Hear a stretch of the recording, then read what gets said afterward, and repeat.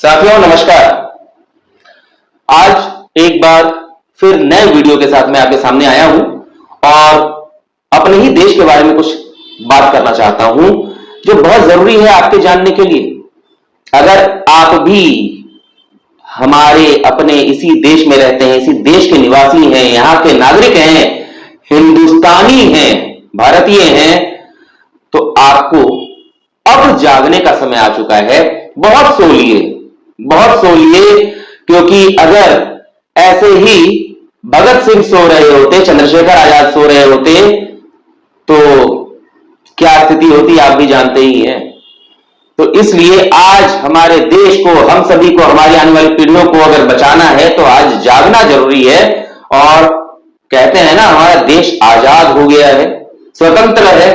1947 में 15 अगस्त को स्वतंत्रता मिली थी। सच्चाई जानकर आप हैरान हो जाएंगे, और हैरान क्या, अधिकांश बातें तो आप खुद जानते हैं। इन्हीं बातों को एक बार फिर से मैं दोहरा रहा हूं, आपको जानकारी होनी चाहिए, क्योंकि आज तक हमारे देश में केवल राजसत्ता हावी रही है, राजसत्ता। लेकिन किसी भी लोकतंत्र को सही तरीके से चलने के लिए राजसत्ता के ऊपर समाज सत्ता और धर्म सत्ता का होना आवश्यक है। क्योंकि अगर केवल राजसत्ता हावी रहेगी तो निरंकुशता होगी। आज देश में चाहे केंद्र सरकार हो या अलग अलग राज्यों की सरकारें हैं, सब अपने आप को तानाशाह बनाकर बैठी हुई हैं। बात चाहे केंद्र की हो, दिल्ली की हो, राजस्थान की हो, झारखंड की हो, बिहार की हो, बंगाल की हो, केरल की हो, कर्नाटक की हो, हर जगह जो भी सरकारें हैं उन्होंने खुद को तानाशाह का रूप देकर जब जो इच्छा होती है उस तरह के नियम कानून बना देते हैं वो लोग। समाज के बारे में सोचना तो भूल गए हैं। तो आइए आज बात करते हैं भारत के बारे में, हमारे इसी प्यारे देश भारत के बारे में। हमारे देश में कहते हैं ना, जयचंद नाम का एक गद्दार हुआ करता था, लेकिन हुआ करता था नहीं। आज भी हमारे देश में, आज के समय में, उस समय तो एक जयचंद था ना, आज के समय में तो एक नहीं, दो नहीं, सैकड़ों नहीं, हजारों नहीं, लाखों नहीं, करोड़ों जयचंद बैठे हुए हैं हमारे देश में और अपने ही देश को बेचने में लगे हुए हैं। घूसखोरी, भ्रष्टाचार, प्रदूषण। यमुना की दिल्ली में आज पानी की किल्लत, क्या है? तो आइए आज भारत के बारे में बात करते हैं। हमारा भारत दुनिया का एकमात्र ऐसा देश है जहां देश में बैठे हुए खुलकर सबको पता है कि गद्दारी हो रही है, गद्दारी कर रहे हैं जो लोग, उनके खिलाफ कोई कार्रवाई नहीं होती। जो विदेशों में जाकर अपने देश के साथ गद्दारी करते हैं और देश की छवि को नुकसान पहुंचाते हैं, आज कार्रवाई करने की बात तो दूर, उनके तो फैन बढ़ते जाते हैं। इसलिए भारत आज दुनिया का एकमात्र ऐसा देश है जहां गद्दारों पर कार्रवाई नहीं होती। और भी कुछ चीजें हैं जो आपको जानकारी होनी चाहिए। भारत दुनिया का एकमात्र ऐसा देश है, भारत ही दुनिया का एकमात्र ऐसा देश है जहां, देखिए, हर देश में कहा जाता है ना, अल्पसंख्यक और बहुसंख्यक, और शिकायतें मिलती हैं कि बहुसंख्यकों ने अल्पसंख्यकों पर अत्याचार किया। पाकिस्तान को ले लीजिए, वहां हिंदू अल्पसंख्यक है और मुसलमान बहुसंख्यक, और वहां का हिंदू हमेशा अत्याचार सह रहा है लगातार। बांग्लादेश को ले लीजिए, तो वहां भी हिंदू अल्पसंख्यक है और मुसलमान वहां बहुसंख्यक हैं, और वहां का भी बहुसंख्यक वहां के अल्पसंख्यकों पर अत्याचार कर रहा है। लेकिन भारत एकमात्र ऐसा देश है जहां पर अल्पसंख्यक यहां के बहुसंख्यकों पर अत्याचार कर रहे हैं। यहां बहुसंख्यकों का त्योहार नहीं मनाया जाता आराम से। जब जुलूस निकलता है, रामनवमी का जुलूस हो, अभी तो गणेश चतुर्थी गई है ना, गणेश पूजा पंडालों पर पथराओ, विसर्जन जुलूस पर पथराओ, हिंदू त्योहारों पर पथराओ, जुलूसों पर पथराओ। मतलब यहां एकमात्र ऐसा देश है भारत जहां अल्पसंख्यक समुदाय यहां के बहुसंख्यकों पर अत्याचार कर रहा है। सोचिए ना, आज आप कहते हैं ना कि क्या हो गया अगर हिंदू की संख्या कम हो गई, तो अभी तो कम नहीं हुई है संख्या, लेकिन कम हुए बिना आज की हालत आप देख रहे हैं, और इसके बाद भी अगर आंखें बंद कर लेते हैं शुतुरमुर्ग की तरह, तो आपसे बड़ा कायर कोई नहीं। आपके बच्चे जो आज खुलकर काम करने जाते हैं, पढ़ने जाते हैं, अच्छे से रहते हैं, कल को उन्हें कौन सा जीवन जीना पड़ेगा या खुद नहीं जानते। अपने आने वाले वंश को आप क्या बनाना चाह रहे हैं? हमारा देश एकमात्र ऐसा देश है जहां ऐसा हो रहा है। और तो और भारत एकमात्र ऐसा देश है जहां सीमा पर तैनात सिपाही सैनिक, उसको साल भर तक छुट्टी नहीं मिलती, साल भर तक छुट्टी नहीं मिलती, लेकिन जेल में बंद कैदियों को हर कुछ समय पर पैरोल पर छुट्टी मिल जाती है। भारत एक ऐसा देश है। और तो और भारत दुनिया का एकमात्र ऐसा देश है जहां अरबों करोड़ों अरबों का घोटाला करने वाले खुलेआम घूमते हैं, विदेश भाग जाते हैं, विदेश में अय्याशियां करते हैं, लेकिन जिन पर आरोप साबित नहीं हुआ है, जो बेकसूर हैं, ऐसे न जाने कितने जेलों में ठूसे हुए पड़े हैं, जेलों के अंदर तड़प रहे हैं, ठूसे पड़े हैं। कहते हैं ना, जब तक आरोप साबित नहीं हुआ वो दोषी नहीं हो जाता। तो ऐसे कैसे आप किसी को जेल में ठूस कर रख सकते हैं? आरोप साबित नहीं हुआ है तो केस चल रहा है और आपने ठूस दिया। जो आतंकवादियों की हिमायत करते हैं, बलात्कारियों की हिमायत करते हैं कि भैया उनका घर कैसे तोड़ दिया, आरोप साबित कहां हुआ था? तो भाई आप ही से पूछ रहे हैं, आरोप साबित नहीं हुआ तो हमारे देश में ही ऐसे कितने बेकसूर हैं, कितने लोग हैं जिनका आरोप साबित नहीं हुआ है लेकिन जेल में ठूसे पड़े हैं। भारत ही एकमात्र ऐसा देश है। भारत एकमात्र ऐसा देश है जहां आतंकवादियों, अपराधियों, नक्सलियों जो आतंक फैला रहे हैं, आपको याद होगा कसाब जिंदा पकड़ा गया एक आतंकवादी मुंबई हमले का, उसके लिए भी वकील मिल गए, उसके लिए भी लड़ने वाले वकील मिल गए।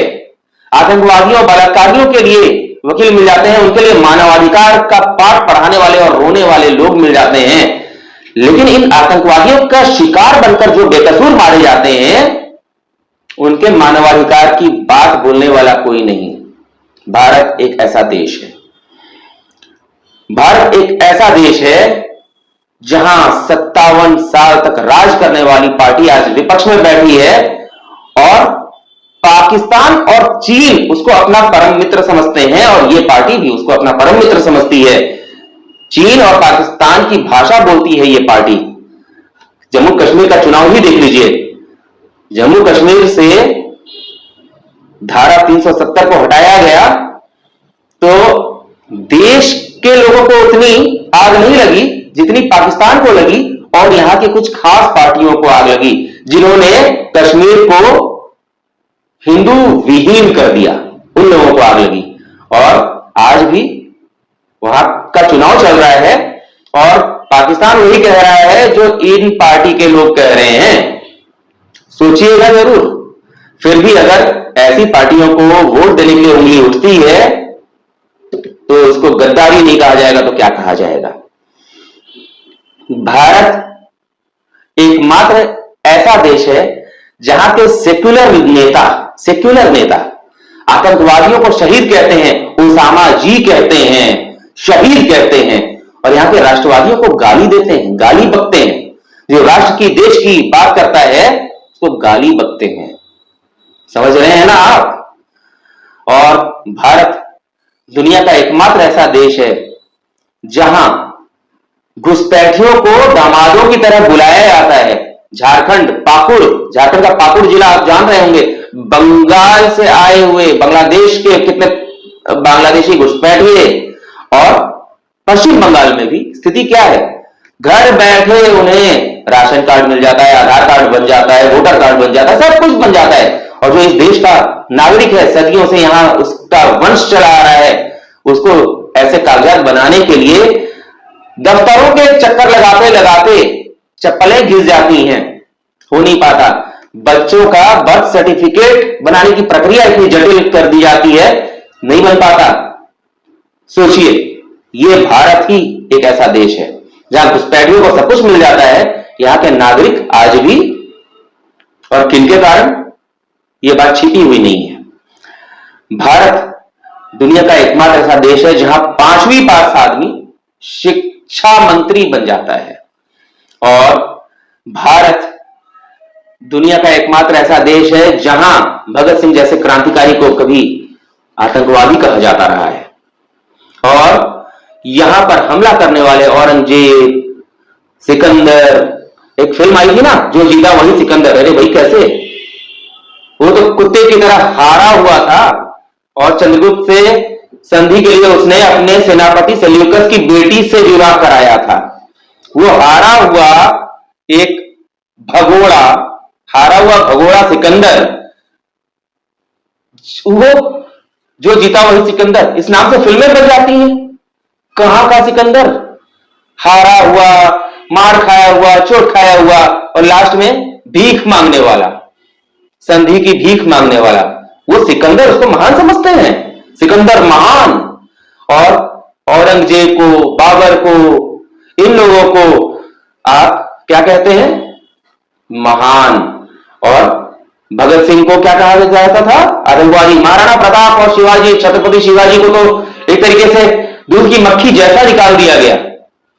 स्वामी विवेकानंद, उनकी चर्चा भी नहीं होती, कहीं कहीं विवेकानंद जयंती मना ली जाती है, कुछ याद कर लिया जाता है, लेकिन भारत ही एकमात्र ऐसा देश है जहां आतंकवादियों के मानवाधिकार के लिए बोलने वाले मिल जाते हैं, पशुओं के अधिकार के लिए बोलने वाले मिल जाते हैं, लड़ने वाले मिल जाते हैं, लेकिन यहां पर किसी आतंकवादी का, गोली का शिकार हुए व्यक्ति, किसी बलात्कारी के शिकार बनी लड़की, किसी अल्पसंख्यक के सताए हुए व्यक्ति के मानवाधिकार के लिए बोलने वाला कोई खड़ा नहीं होता।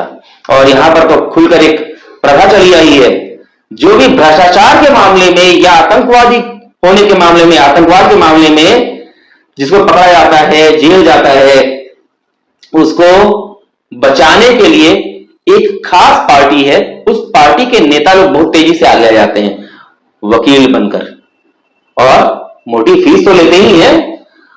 जो भी लोग जेल जाते हैं भ्रष्टाचार के आरोप में या फिर आतंकवाद के मामले में, उनको बचाने के लिए एक खास पार्टी के वकील, जो बड़े बड़े नेता हैं, नामचीन चेहरा है, नेता है, वकील हैं, वो सामने आकर कोर्ट में लड़ने लगते हैं।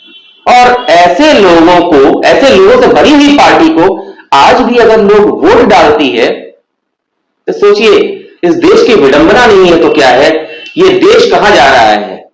इस देश में ऐसे लोगों को वोट मिल जाता है जो आपके ही लोगों को, मारने वालों को बचाने के लिए वकालत कर रहा हो। और तो और, जो पार्टी हिंदुओं के नाम पर सत्ता में आ जाती है, वो आज हिंदुओं को भूलकर सब कुछ करने लगती है। आज फिर सत्ता में है, यहां पर तो फ्री के नाम पर जी कफन बंटता है, याद होगा ना, झारखंड में भी कफन फ्री में दिया जा रहा था। और तो और, फ्री के नाम पर दिल्ली में आप देख चुकिए, दिल्ली में क्या हुआ, फ्री बिजली, फ्री पानी, सब कुछ फ्री, और आज दिल्ली की जनता त्राही त्राही कर रही है, न सड़क है, न ढंग की बिजली है, सड़क पर गड्ढे ही गड्ढे, पता ही नहीं चलता है कि सड़कों में गड्ढे हैं या गड्ढों में सड़कें हैं। बारिश हो जाए तो पता ही नहीं चलता कब कौन आदमी कहां जाते हुए अचानक गायब हो जाए गड्ढे में। तो ये स्थिति है। तो ये हमारे देश के कुछ तथ्य थे जो मैं चाह रहा था कि आप लोगों के सामने आए और आप लोग अपने परिचितों के बीच इसको फैलाएं, जागरूक बनाएं, और इस बात को ध्यान दीजिए, आज जो भी सरकारें हैं प्रदेशों में, केंद्र में, सब तानाशाह सरकारें हैं, तानाशाही पर उतर आई है, अपनी इच्छा से जो मर्जी कर रही हैं। उन पर अंकुश लगाना जरूरी है, और अंकुश तभी लगेगा जब उनके ऊपर समाज का भय होगा, समाज सत्ता होगी। इसलिए सबको हम सब कुछ दे देंगे से नहीं होता, सबकी बुनियादी आवश्यकता पूरी होनी चाहिए। शिक्षा, स्वास्थ्य, रोजगार, इन सब का अगर मिलेगा अधिकार, तभी दूर होगा भ्रष्टाचार। जगाइए, और आपको जगाने के लिए तो हम लोग हैं ही। हम लोग के साथ हाथ मिलाकर आगे बढ़िए, तभी आने वाले समय में आपके बच्चे भी जीने लायक माहौल में जी सकेंगे। नहीं तो कहीं किसी नेता की गुलामी करते रहेंगे, किसी के तलवे चाटने के लिए मजबूर हो जाएंगे। आज मेरी बात तो बुरी लग रही होगी ना, लेकिन यही होने वाला है। देश को एक और विभाजन से बचाने के लिए आज खड़ा होना होगा, और निरंकुश शासन को दूर करने के लिए समाज सत्ता के साथ आगे बढ़ना होगा। तो उम्मीद है कि कुछ लोगों की आंखें तो खुली होंगी। शेयर कीजिए। बहुत सारे लोग तो आप में से होंगे जो पूरा वीडियो तक नहीं देखे होंगे, और शेयर करना तो दूर की बात, सोच रहे होंगे ऐसा कुछ नहीं होने वाला। लेकिन आपको वही बताया जा रहा है जो हो रहा है और जो होने वाला है। आप इस बात से मुंह नहीं मोड़ सकते। खुलकर सांस लेना है तो आगे आना होगा। ठीक है, मिलता हूं जल्द ही नए वीडियो में नई बातों के साथ। नमस्कार।